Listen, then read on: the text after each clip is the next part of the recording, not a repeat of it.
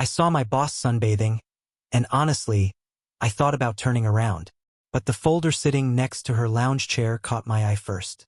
Numbers never lie, and when you spend 8 years looking at financial statements, you learn to spot trouble even from 20 feet away. Claire Townsend stretched out on that beach chair like she owned the ocean. Black bikini, oversized sunglasses, skin already turning pink from too much California sun.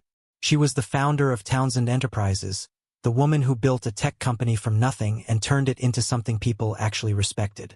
And there she was, looking like any other person trying to forget their problems for an afternoon. Except the problems were right there in that folder. The wind kept trying to steal the pages. I watched one sheet lift up and flap back down. From where I stood, I could see columns of numbers, rows of data, the kind of paperwork that most people take to quiet offices, not public beaches. She tilted her head toward me as I got closer. The sunglasses came down just enough for her to look over the top. Her eyes were green, sharp, the kind that miss nothing. "Enjoying the view?" she asked. Her voice had that same controlled edge she used in company meetings. Like everything she said was a test you didn't know you were taking. I could have said something safe, could have mumbled an apology and kept walking. Instead, I met her stare and said, "You." One corner of her mouth moved, not quite a smile, more like she was surprised but refusing to show it. She sat up, reaching for the folder as another gust of wind tried to scatter everything. I moved without thinking, caught 3 pages before they could fly away, pressed them back into order. And that's when I saw it. Line 6, profit margin of 42%. Right there in black ink like it was supposed to make sense. But 2 lines down, the operational cash flow told a different story. The numbers didn't match, couldn't match. Someone had made them look good on the surface while the foundation crumbled underneath. "Line 6, I said, holding the page so the breeze wouldn't rip it from my hands. "Your profit margin doesn't line up with your cash outflow. Someone's hiding a problem in your equipment depreciation schedule." Her whole body changed. The relaxed beach pose disappeared. She became the CEO again, even in a bikini. "Who are you?" she asked. "Derek Walsh. I work in your finance division. Senior analyst." She studied my face like she was trying to remember if she'd seen me before. Probably hadn't. Companies like hers employ hundreds of people. Most of us are just names in the system. And you can read financial statements in 5 seconds? "I've been cleaning up messes like this for 8 years, I said. I pointed to the bottom of the page. "Whoever made this report used the wrong amortization method. Your asset line is covering up missing cash. That's why everything looks fine on paper while the company bleeds money." She stood up, grabbed a thin white cover-up from her bag, and wrapped it around herself. But she never stopped looking at me. "Do you know why I'm here, Derek? Taking a break from the office? My CFO quit yesterday," she said. Her voice was flat, controlled, but I heard the anger underneath. "A board member named Trevor Harding is pushing for an emergency audit. He says I mismanaged our last major investment. If he proves I made bad decisions, I lose control of my own company." The folder shook slightly in her hand. Not from fear, from rage that she was keeping locked down tight. "You brought work to the beach," I said. "I needed space to think," she replied. "And I guess I needed someone who could actually see the problem." She pulled out her phone. "How fast can you start working on this?" I looked at the pages in my hand, then at her face. "Right now, if you want." She nodded once.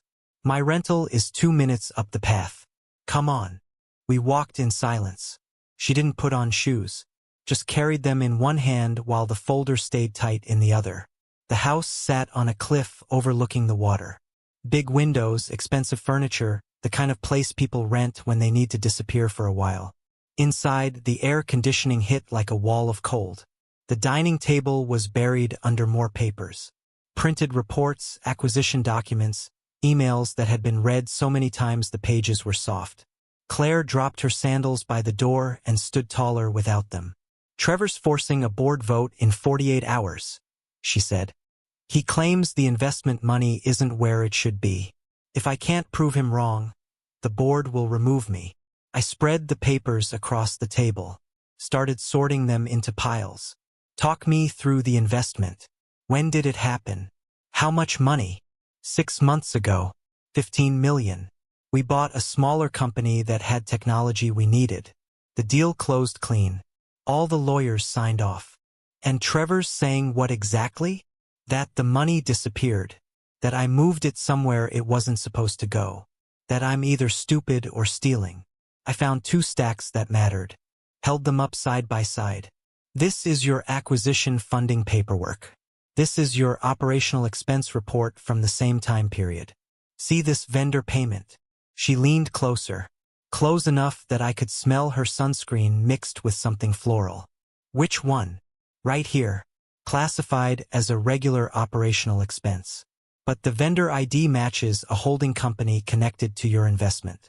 Someone moved it from one category to another. Made it look like normal business spending when it was actually investment money. Her eyes went wide. That's specific. The lie is simple, I said. That's why it works. Complicated fraud gets caught. Basic fraud hides in plain sight. I noticed her hand then. A small tremor. Not obvious unless you were watching for it. Her fingers tapped against the table edge like they couldn't stay still. Low blood sugar. Adrenaline crash. I'd seen it before in people running on stress and nothing else. When did you eat last? I asked. She blinked. What? Food. When? I don't know. Yesterday? Breakfast maybe. You need to eat something. Your blood sugar is low. That's why your hand is shaking. You can't make good decisions when your body is shutting down. She stared at me like I'd just spoken another language. Are you seriously giving me orders right now? I'm keeping the most important asset functional, I said. The asset is you. Order food. Something with actual protein in it. A tired smile touched her face. Real for just a second. Sushi. If you can handle wasabi. I can handle anything, she said, already tapping her phone. That was the moment something shifted. Not big, not obvious, but real. She ordered food while I kept working through the papers. Found another problem in the equipment depreciation. Then another in the vendor payments. Each one small enough to miss. All of them together big enough to destroy her. By the time the food arrived, I had a list. By the time we finished eating, I had a theory. By 2 in the morning, I had proof. Vendor code TH 884. It showed up in 12 different places across 6 months of records. Every time it was classified as a normal business expense. But when I traced the actual payments, they all went to the same place. A shell company. One that routed money to a private investment firm. One that belonged to Trevor Harding. Can you prove it? Claire asked. She sat across from me at the table. Hair loose now. Blazer thrown over the back of her chair hours ago. The clock on the wall said 2:17. Outside, the ocean was black except for moonlight on the waves. Not yet, I admitted. I can show you the pattern. I can show you where the money went. But to prove Trevor did it on purpose, I need access to the real system. Transaction logs. Original entries. The stuff that shows who made each change and when. She didn't hesitate. Opened her laptop, typed a password without looking at the keys, and pulled up something that looked official and complicated. I'm giving you temporary access, she said. Time limited. Everything you do gets logged. My legal team will get copied on the authorization. She slid a printed form across the table and signed it. Her signature was clean, confident, fast. I'm not here to cause problems, I said quietly. Her eyes lifted from the paper. That's not what worries me. Then what does? Being alone when Trevor makes his move, she said. He's not just coming for my job. He's coming for everything I built. And until yesterday, I thought I'd have to face him by myself. I held her stare. You won't. 3 days later, we were back in Los Angeles. The Townsend Enterprises building rose 40 stories into smoggy California sky. Glass and steel and enough money to make people nervous. Claire walked through the lobby like she owned gravity itself. I followed 3 steps behind, wearing a temporary ID badge that said contractor. People stared, whispered, wondered who I was and why I was suddenly everywhere the CEO went. Trevor Harding found me on my second day. I was set up in a small office on the executive floor, working through transaction records on a borrowed laptop. He didn't knock, just opened the door and walked in like he had every right. Dropped a thick manual on my desk. It landed with a heavy thud. "Mr. Walsh," he said, smiled without any warmth behind it. "We have very specific protocols about contractors accessing sensitive company data." "Section 7, I said. Didn't even look at the manual. His smile flickered. "You've read it. Every word. Especially the part about board members needing to disclose their financial conflicts of interest." Something changed in his eyes. Still smiling, but colder now. "You should be careful. Claire is impulsive. Makes emotional decisions. When she falls, you don't want to be standing next to her." My expression didn't change. Didn't give him anything. "I don't plan on falling. I plan on standing exactly where I am." He studied me for 5 long seconds, then walked out without another word. But I saw it in his shoulders, in the way he moved. He wasn't done. Not even close. The next 3 weeks blurred together. Audit trails, conference calls, lawyers asking questions in language designed to confuse, reporters calling Claire's office, stock price dropping every time someone printed another rumor. I stayed close, ran interference when I could, answered questions that didn't need to reach her, made sure she actually ate lunch instead of just drinking coffee until her hands shook. One Thursday afternoon, she was trapped on a video call, for hours straight, investors demanding answers she couldn't give yet. I watched through the glass wall of her office, saw her press fingers against her left temple, migraine building, coffee going cold on her desk. I didn't ask permission, made fresh coffee in the break room, grabbed a bottle of water, found pain medication in my bag. When the call paused for a minute, I walked in. Set everything beside her hand. Swapped the cold mug for the hot one. Didn't say a word. Didn't make eye contact. Just moved with precision and left. Her shoulders dropped an inch. She took the pills. Drank the water. Through the glass, she gave me a single nod. Not thank you. Just acknowledgement. Message received. 2 weeks after that, she showed up at my temporary office wearing a dark red dress and heels that made her 3 inches taller. "I need you tonight," she said. "No explanation." Like I should already know. "The charity gala," I said. I'd seen it on her calendar. "Trevor will be there. He'll corner me about next quarter's projections. Try to make me look unstable in front of people who matter. If you're with me, he'll behave himself. He'll behave because he knows what I found," I corrected. "He's afraid of evidence, not witnesses." Her mouth curved slightly. "Maybe he's afraid of both." The gala was at some museum downtown. Rich people in expensive clothes pretending to care about art. Claire and I arrived together. She introduced me to a few people as a strategic consultant. Nobody asked for details. We were standing near a sculpture that looked like twisted metal when the temperature dropped. Ocean breeze coming through open doors. Claire shivered. I took off my jacket without thinking. Draped it over her shoulders. She pulled it tighter around herself.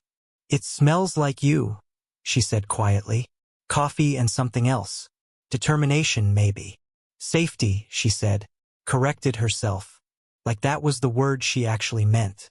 A photographer rushed us 30 minutes later. Camera flashing. Questions being shouted over music and conversation. "Ms. Townsend, can you comment on the financial irregularities?" I stepped between them. Not aggressive. Just there. Solid. "Ms. Townsend has no comment. And you're blocking the exit. Move." The photographer blinked. Looked confused. Then moved. Claire let out a long breath. "Thank you." "I built a wall," I said. "Walls don't ask permission." We cut through a back hallway to avoid more reporters. Concrete floor. Fluorescent lights. The sound of our footsteps echoing off bare walls. That's where Trevor found us. Stepped out from a side door like he'd been waiting. Knew exactly which route we'd take. "Claire," he said. voice calm and reasonable. We should talk privately. Not here, she said. He ignored her, looked at me instead. Still playing bodyguard, Walsh? I shifted forward. Not threatening, just geometric. My body became a barrier between them. Pick a lane, Harding. Either I matter or I don't. You're interfering in board business. You're standing in a restricted corridor, I said, voice level, calm. There are security cameras. 3 of them. His eyes flicked up. He hadn't noticed. Claire stepped beside me. Deliberate. Visible. A choice made public. Trevor leaned toward her anyway, close enough to invade her space. Resign tonight, he said quietly. Save yourself the embarrassment tomorrow. The board's already made up their minds. I didn't touch him, didn't raise my voice, just stood in his path like a locked door. One more sentence that sounds like a threat, I said, and I request the security footage. Your lawyers won't be able to make it disappear. You're bluffing. I pulled out my phone, tapped the screen twice. Timestamp, location, witnesses present. Documentation started. Claire's voice went ice cold. Move. Now. Trevor's face twisted. Enjoy your pet, Claire. I don't follow orders, I said quietly. I stand my ground until the work is done. He walked away. Claire watched him go, then looked up at me. You saw all 3 cameras. For actually, I said. One's hidden in the exit sign. Back at the office after midnight, the city spread out below us in a grid of lights. Claire sat on the floor of her office, shoes off, back against the couch. She looked exhausted, human in a way she never allowed during business hours. I set a bag of takeout on her desk. Thai food still counts as dinner. She laughed, short and surprised and real. I have never eaten pad thai on my office floor. Tonight you're not a CEO, I said. You're just a person. Eat. She took a container, opened it, took a bite. Her eyes went wide. This is actually good. I slid a napkin across the desk. She wiped her mouth, still half smiling. You treat everything like a mission. I treat everything like it matters, I said. Because it does. Even Thai food after midnight? Especially that. Can't fix problems on an empty stomach. The internet tried to destroy Claire on a Tuesday. I was reviewing transaction logs when my phone started buzzing. Then kept buzzing. Messages from people I barely knew. Links to websites I'd never heard of. All of them showing the same thing. Documents. Dozens of them. Employee complaints about harassment. Claims that Claire ignored reports of misconduct for years. Internal memos that made her look cold, cruel, like someone who protected bad people because it was easier than doing the right thing. My office phone rang. Claire's assistant, voice tight with panic. She needs you. Now. Claire's office felt smaller than usual. She stood at the windows, back to the door, staring out at the city like she was watching it turn against her. Her tablet sat on the desk, screen still glowing with one of the leaked documents. I never saw these, she said. Didn't turn around. None of them. I never ignored anything. I never protected anyone who hurt my employees. I picked up the tablet, started reading. The format looked official. Company letterhead. Prope datas. Signatures that seemed real, but something felt wrong. Let me check the files, I said. She turned then. Her eyes were red but dry. What's the point? The board called an emergency meeting. Tomorrow afternoon. Trevor's already telling people I created a toxic workplace. The stock dropped 12% in an hour. Give me the original files. Not screenshots. The actual PDFs. Her assistant sent them within 3 minutes. I opened the first one on my laptop. Didn't read the words. Read the data underneath. Every digital file carries information most people never see. Who created it? When? What software they used? What computer it came from? Like fingerprints that nobody remembers to wipe away. The first document claimed to be from 2023. 2 years old. But the properties panel told a different story.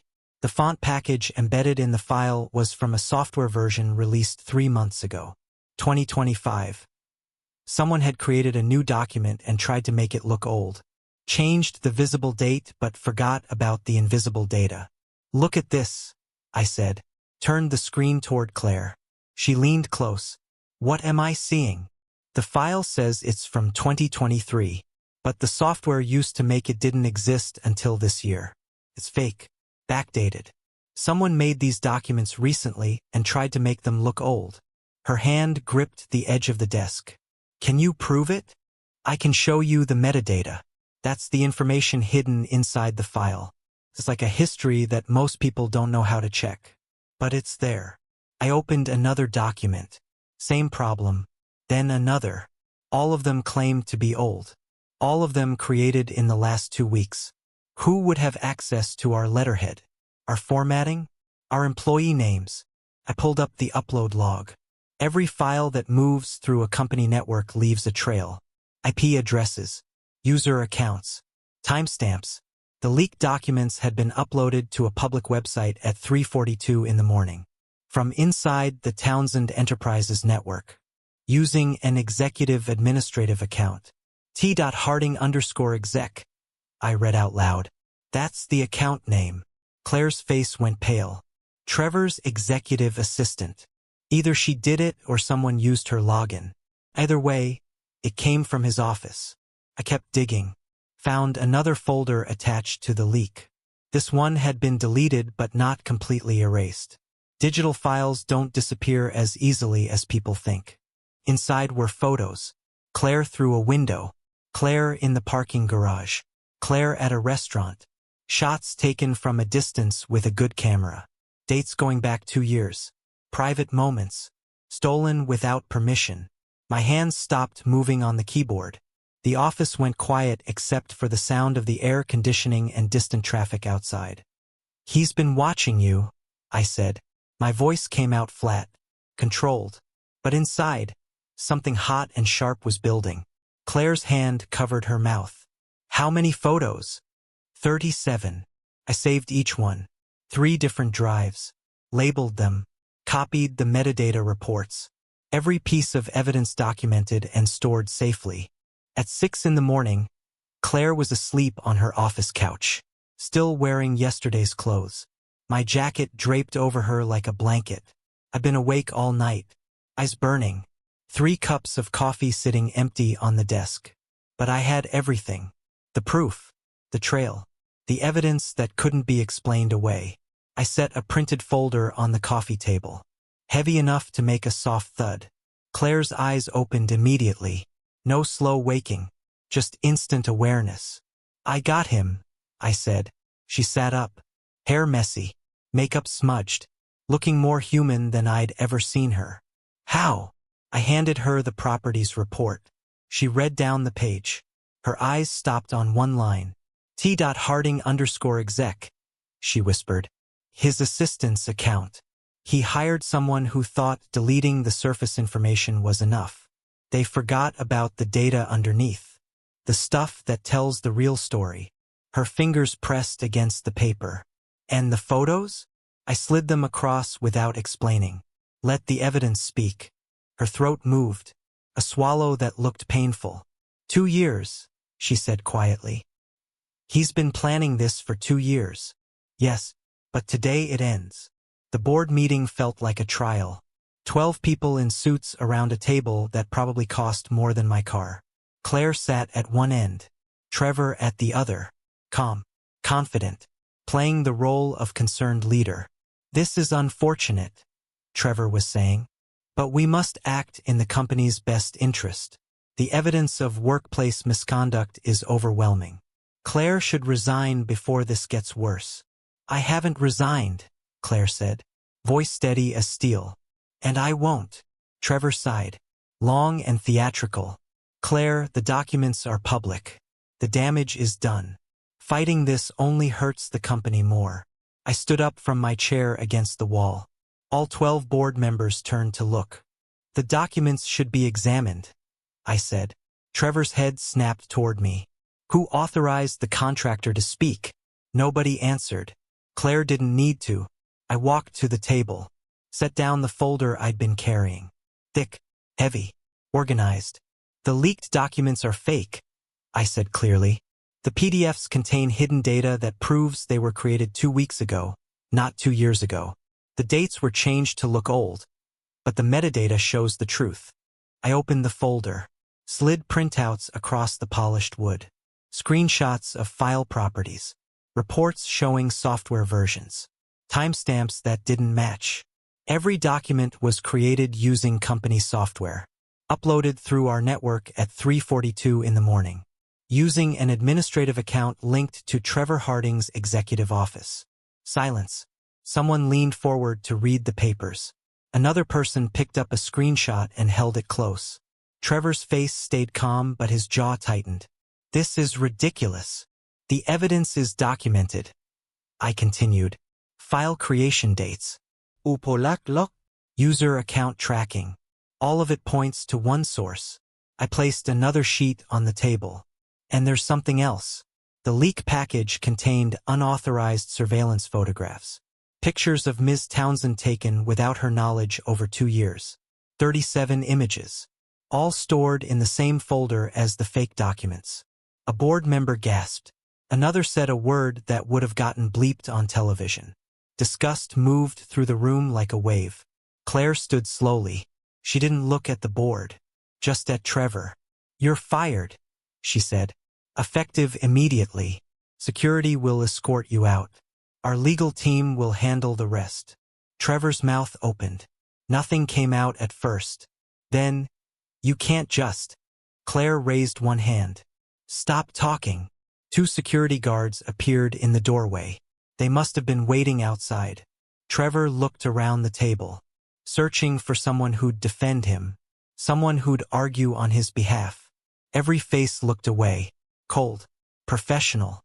Done with him, he stood up, straightened his tie, tried to leave with dignity he didn't deserve. The door closed behind him with a soft click. Nobody spoke for 10 seconds.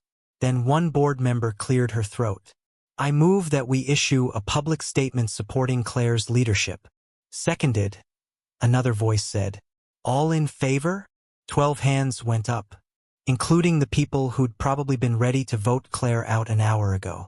Evidence changed minds faster than words ever could. By evening, the office had emptied. Most people went home early, exhausted from crisis, relieved it was over. I packed my laptop into my bag, set my temporary badge on the desk. Just a piece of plastic that had let me through doors for weeks. Claire appeared in the doorway. Where are you going? Back to my regular job, I said. The contract's finished. So you just leave. Not a question. A test. That's how it works. Fix the problem. Return to normal. She walked closer, still wearing the same clothes from the board meeting. Hair still perfect despite everything. What if I don't want normal? I stopped moving. Claire, I can't work directly under you anymore. It wouldn't be appropriate. Why not? Because lines got blurred. Professional boundaries exist for reasons. Without them, everything gets complicated. She stepped close enough that I could smell her perfume. Something subtle that probably cost more than I made in a week. I don't want you as an employee, she said quietly. I have hundreds of those. Her hand lifted. Fingers touched my collar. Not grabbing, not pulling, just resting there with clear intention. Tell me to stop, I said. My voice came out lower than I meant it to. Don't, she whispered. The kiss wasn't gentle. It was decision made physical. Weeks of tension released in one clear moment. Her hands came up to my face. My arms went around her waist, then loosened, letting her control everything. She kissed back without hesitation. Clear, certain, wanted. When we pulled apart, her forehead touched mine. Transfer to a different division, she said against my mouth. Tomorrow. Tonight. Just be here. 2 days later, Claire had to face the cameras. The Townsend Enterprises lobby filled with reporters before sunrise. News crews setting up lights. Photographers checking angles. Everyone wanting the first official statement. I stood backstage with Claire while she checked her reflection in a compact mirror. Charcoal suit. Hair pulled back. the armor she wore for battles. But her hands were steady now. No tremor. No fear. Just focus. Ready? I asked. She looked at me. Really looked. Not as her CEO looking at an employee. Just as Claire looking at Derek. Always, she said. Then she reached up and adjusted my tie. Her fingers smoothed the knot. Pressed my collar flat. The same careful precision I'd used when I adjusted her jacket at the gala weeks ago. A mirror. A memory. A choice. We walked out together. Flashbulbs exploded. Questions started before we reached the podium. Claire moved to the microphone like she owned the space, which technically she did. The internal investigation is complete, she said. Her voice carried across the lobby. Clear. Strong. We discovered corruption within our board. That corruption has been removed. Townsend Enterprises is stronger because we faced the truth instead of hiding from it. More questions. Shouted over each other. A reporter near the front pushed forward. Ms. Townsend, sources say you had help from someone inside the company. Is he staying in his position? Claire glanced at the cameras, then back at me. Her professional mask shifted. Became something genuine. Mr. Walsh has transferred to our Strategic Operations Division, she said. However, he'll be attending next month's annual gala with me. Not as a colleague, as my partner. She held out her hand toward me. I walked to her side, took it. Her fingers were warm, strong. The touch was solid, real, public. A statement that didn't need words. I leaned close enough that the microphones couldn't catch what I said. Yes, ma'am. Her grip tightened. One deliberate squeeze. Message received. We faced the cameras together. Questions kept coming, but they didn't matter anymore. The story was told. The crisis was over. And something new was beginning. That night, we went back to the beach house where everything started. Claire wanted to get away from the city, from the noise, from people who wanted pieces of her attention. We sat on the deck watching the ocean turn dark as the sun dropped below the horizon. She changed into jeans and a sweater. I'd never seen her in jeans before. It made her look younger, more like the person she might have been before she built an empire. I keep thinking about that first day, she said. When you caught my papers. You tested me. I needed to know if you could see what others missed. Trevor had been hiding things for months, maybe years. I knew something was wrong but couldn't find it. Then you showed up and spotted it in 5 seconds. Sometimes the answer is obvious. People just don't want to look. She leaned back in her chair. Stars were starting to appear. What made you look? Habit. I've been cleaning up financial messes since I was 23. Started at a small firm that handled bankruptcy cases. Companies that made bad choices and ran out of time. I learned to spot the patterns. The little lies that become big problems. And you like fixing things. I like making things right, I corrected. There's a difference. Fixing means putting it back how it was. Making it right means building something better than before. She turned her head to look at me. Is that what we're doing? Building something better? I think so. If you want to. Ido. Simple. Clear. No hesitación. We sat in comfortable silence for a while. The ocean made steady sounds against the rocks below. Wind moved through the grass. Somewhere down the beach, someone was playing music. What happens now? I asked. We go back to work. You in your new division. Me dealing with the aftermath.